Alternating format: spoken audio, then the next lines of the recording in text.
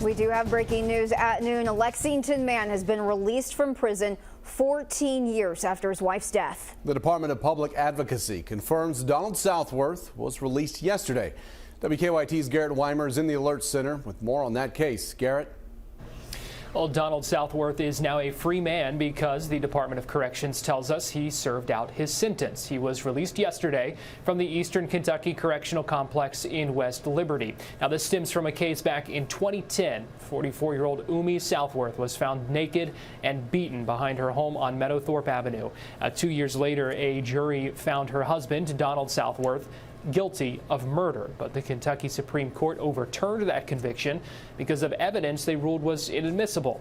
Now, in 2016, he ended up entering an Alford plea for manslaughter. That means he did not admit guilt, but did admit there was enough evidence to convict him.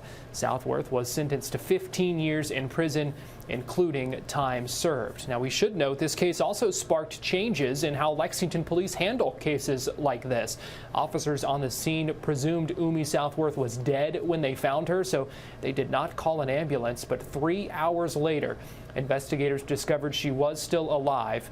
She died the next day at UK Hospital, and now police policy requires all officers to call EMS to scenes of apparent homicides.